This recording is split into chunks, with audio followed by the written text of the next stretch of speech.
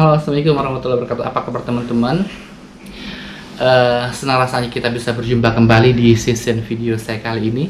Nah, dalam perjumpaan kali ini saya ingin berbagi cerita kepada teman-teman tentang kisah-kisah keajaiban selawat yang saya rasakan dan juga bagaimana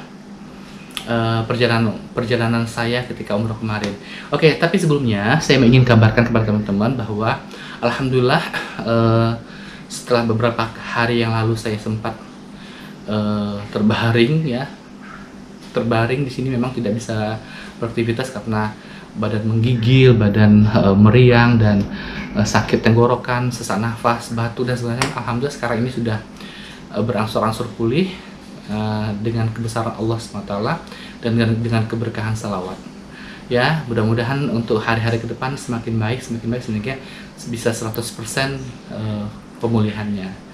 Oke teman-teman ya, sebelum saya bercerita, saya ingin menawarkan kepada teman-teman buku ini, buku Salawatin Aja. Ya, ini bukunya boleh teman-teman sudah bisa order. Caranya bagaimana? Silahkan diorder ke WA dengan nomor 0812 771 62904. Ya, di WA dengan nomor 0812 771 62904. Ini bukunya saya sendiri yang menulis, Mukhlis Marsal ya. Jadi sangat gampang. Nanti teman-teman tinggal tulis aja kecamatan apa dan kabupaten apa di WA tersebut. Nanti akan kita cek berapa ongkos kirimnya. Dan kemudian bagi teman-teman yang ada di luar negeri seperti Hong Kong, Taiwan, di mana lagi? Dimanapun berada. Ada yang kemarin pesan dari Amerika Serikat, dari USA. Pernah juga ada yang pesan dari Australia juga. Ada yang dari Korea juga, ada yang dari Jepang. Dimanapun berada ya, teman-teman dari Malaysia, Singapura, Brunei juga bisa pesan buku ini. Insya Allah saya akan segera kirimkan jika nanti teman-teman sudah melakukan transfer pembayaran bukunya. Ya, biasanya kalau pengiriman ke luar negeri estimasi sampainya sih dalam rentan 2 minggu lebih kurang ya sampainya.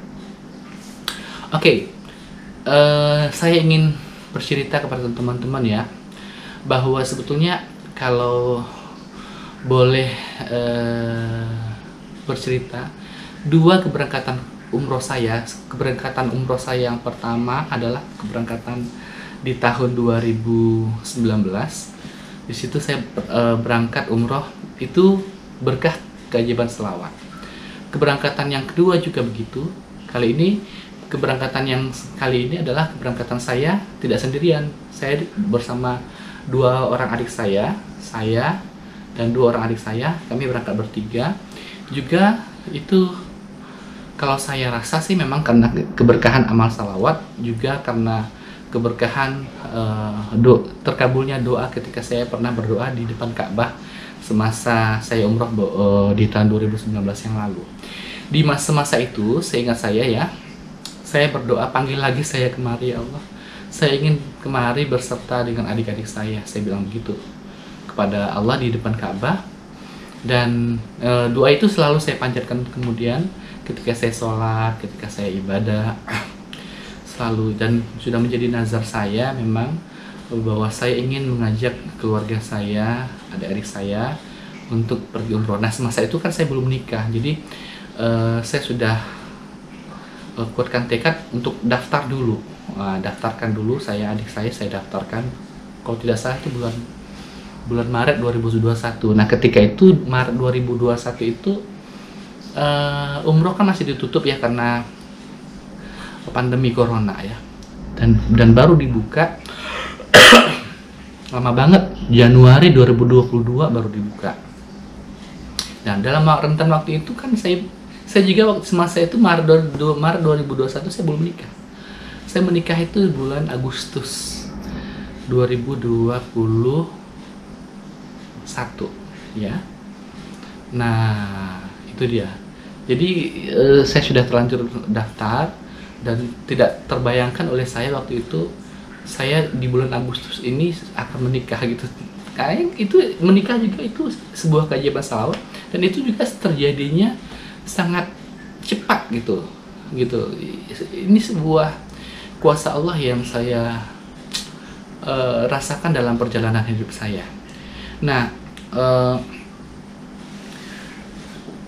ketika saya masih baru daftar itu, saya masih bingung itu. Saya mendaftarkan kedua adik saya ini berserta nama saya.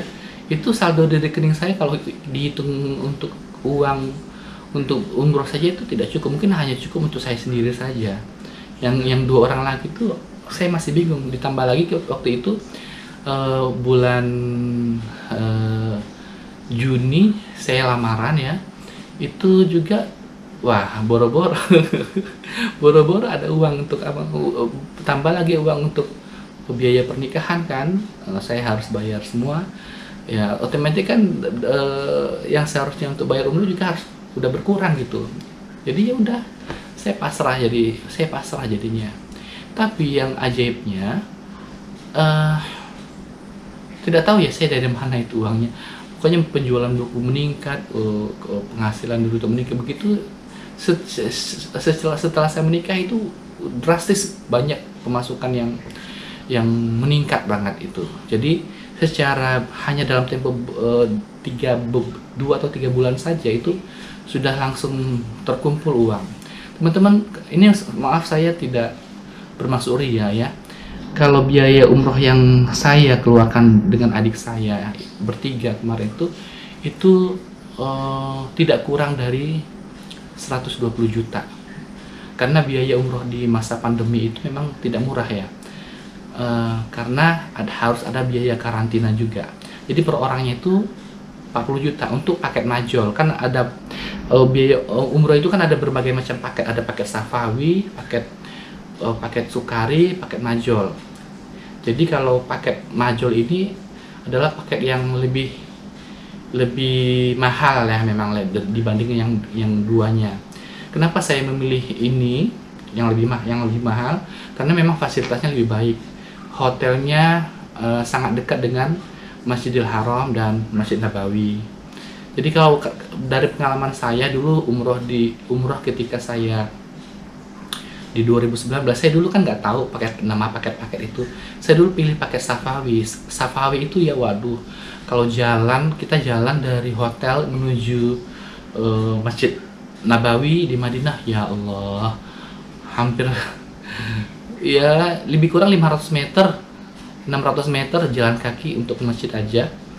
Nah sampai di masjidnya luas lagi, dari halaman masjid menuju masjid saja itu masih sekitar 500 meter juga gitu.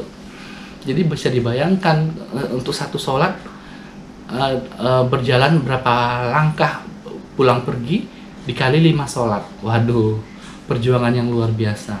Makanya dari pengalaman itu saya ingin agar ibadahnya lebih khusyuk, lebih tidak memakan banyak energi jalan, tapi bisa lebih maksimal ibadahnya. Makanya saya pilih paket majol agar sangat dekat dengan masjid, sehingga kalau begitu berjalan langsung sampai, udah langsung ibadahnya lebih maksimal gitu.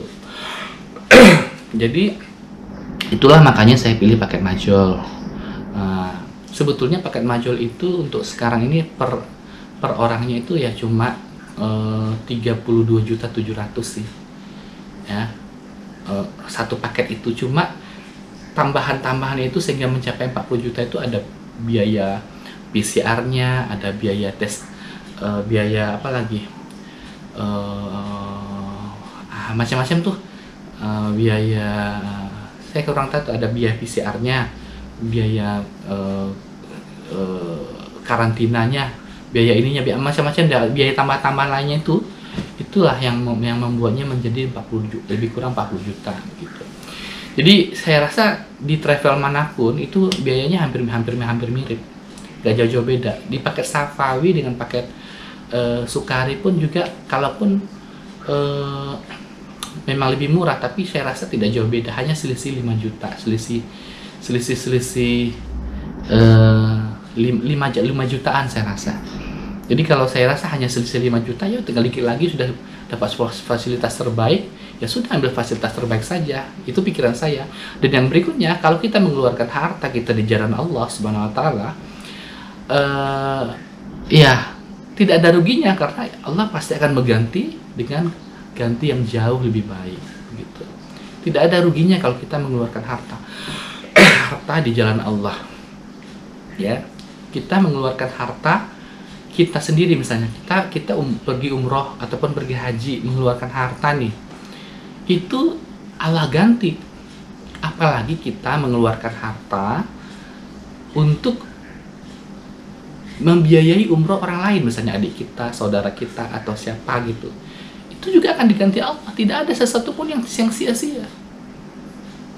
Dulu ada di sini di Kota Duri ini ceritanya ya, ada satu travel ingin memberangkatkan jemaah umroh, sudah daftar berapa orang gitu, tapi kemudian travelnya bermasalah ya. Ada pihak satu oknum yang bermasalah menggelapkan uang. Kemudian yang cabang kota Duri ini karena merasa kasihan dengan jemaah-jemaah umrohnya, lalu dia ingin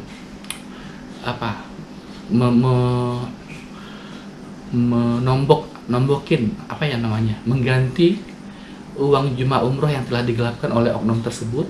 Jadi dia bayar pakai uang dia sendiri, dengan cara dia jual tanah, dia jual semua aset-aset berharga dia, harta benda dia jual. Akhirnya singkat cerita, semua jemaah ini yang tadi uangnya terpakai oleh oknum tersebut akhirnya bisa berangkat.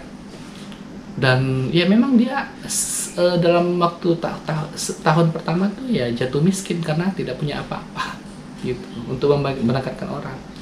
Tapi beberapa tahun berikutnya kehidupan dia mulai berubah. Sekarang ini ya, beliau itu saya dengar menjadi salah satu orang penting di Kabupaten Bengkalis ini. Saya sudah tidak perlu sebutkan jabatannya, nanti takutnya saya malah diinterogasi lagi gitu. Begitu ya teman-teman. Jadi begitulah. Jadi tidak ada yang rugi kalau kita selama kita menginfakkan harta kita di jalan Allah. Oke, jadi tentunya memang bukan hanya saya tidak hanya mengandalkan salawat saja ya teman-teman ya. Jadi kalau tadi saya bisa umroh bersama dengan adik-adik saya, di samping saya juga tadi berdoa di depan Ka'bah, di samping saya juga tadi banyak bersalawat. Tapi saya rasa bukan cuma itu saja yang ya tadi saya katakan, di samping tadi kan saya katakan saya tiap bulan memberikan sembako dan bantuan kepada yang lain-lain itu. Tapi kalau uang infak yang saya berikan berasal dari hasil saya sendiri, itu saya akan cenderung merahasiakan, tidak kasih tahu gitu. Karena untuk apa juga? Tidak semua dong orang, nggak semua juga kita harus infak sedekah semua orang harus tahu gitu kan. Berapa jumlah sedekah kita, berapa kemana saja kita bagikan, bagaimana itu tidak mesti orang tahu. Kalaupun memang orang harus tahu, setidaknya itu hanya sebagai berbagi ilmu, bukan untuk tujuan ria ataupun kebanggaan, bukan. Karena apa sih yang dibanggakan? Saya rasa ada loh orang di Indonesia ini yang saya tahu, beberapa orang yang di Indonesia ini ya, dia mampu bersedekah dalam satu hari itu 10 juta per hari loh. Bayangkan kalau misalnya satu hari 10 juta, seminggu aja udah berapa? Seminggu aja udah 70 juta.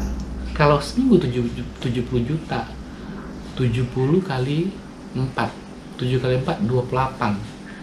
Lebih kurang 1 bulan 300 juta dia sedekah. Kita belum ada apa-apanya. Apa yang kita punya itu masih, kalau kita masih bisa menghitung harta, masih bisa menghitung sedekah kita berapa ini, itu artinya kita masih belum ada apa-apanya ya. Kalau kita yang dikatakan orang yang kaya itu ya adalah dia tidak saking banyaknya dia tidak bisa menghitungnya lagi gitu. Jadi kalau masih bisa dihitung itu bukan kaya namanya gitu. Jadi itulah, kita ini bukan siapa-siapa, kita bukan orang kaya karena kita masih bisa menghitung nih apa-apa yang kita punya. Kalau kita masih bisa menghitung apa yang kita punya, itu kita belum kaya namanya. Yang orang kaya itu adalah dia tidak bisa menghitung lagi saking banyaknya itu. Dan yang maha kaya adalah Allah. Allah itu mempunyai semua, dan apa yang Allah miliki kita tidak mampu menghitungnya, gitu ya. Begitu teman-teman ya, itulah cerita singkat saya. Semoga berkah, semoga menjadi inspirasi buat teman-teman. Apapun bisa dilakukan kalau kita betul-betul berdoa, betul-betul memperkuat sedekah kita. Dan yang sebagai inspirasi bagi teman-teman ya, kalau boleh, kalau misalnya kita bersedekah itu jangan ala kadarnya. Jangan ala kadarnya, enggak. Jangan kalau kita ingin menjadi sesuatu yang hebat, ataupun gini ya, seseorang itu bisa sukses itu ya, kalau ini dari ilmu dunia ya, seseorang yang sukses itu biasanya dia melakukan sesuatu yang berbeda dari orang lain. Misalnya nih, kalau seorang pelajar ingin mendapatkan juara 1 di kelas, pasti dia harus belajar lebih banyak, mainnya dikurangin gitu kan. Pokoknya belajarnya, latihannya lebih banyak. Orang seperti ini bisa sukses. Saat teman-temannya tidur, dia masih belajar malam-malam. Nih. Begitu juga dengan misalnya satu orang ingin badannya bagus, dia nggak bisa. Suatu orang ingin bodinya bagus, tapi dia tidak pernah latihan olahraga, tidak pernah latihan fitness, nggak bisa. Begitu juga kita ingin agar misalnya nih, saya ingin agar saya bisa pergi umroh dengan adik saya bertiga dengan biaya sekian tahun depan, tapi kita nggak pernah tahajud, sedekahnya cuma 1.000 per hari, sholawatnya dikit, cuma 500, kira-kira nyampe nggak? Nggak nyampe. Itu namanya besar pasak daripada tiang. Salero gadang tenaga kurang, kata orang Padang gitu kan. Gitu. Jadi ya, kalau kita ingin coba ditingkatkan sedekahnya. Kalau misalnya kita estimasinya biasanya dulu sedekahnya per hari 100.000 misalnya, contoh ya, apa salahnya kita tingkatkan jadi 300.000 per hari? Berani nggak? Tingkatkan lagi 400.000 per hari kalau mampu. Kalau mampu, kalau nggak mampu ya semampunya. Itu saya juga dulu ya, bersedekah itu awalnya nggak mampu. Saya bersedekah awalnya 500 per hari awalnya. Kemudian Allah kasih saya rezeki, tingkatkan 1.500 per hari. Lama-lama 5.000 per hari. Lama-lama 20.000 per hari. Lama-lama 100.000 per hari. Lama-lama gitu. Jadi step by step akan meningkat gitu. Dan sekarang masa saya kasih tahu rahasia ya. Yang penting semoga kita menjadi hamba yang senantiasa mendapatkan ridho dari Allah.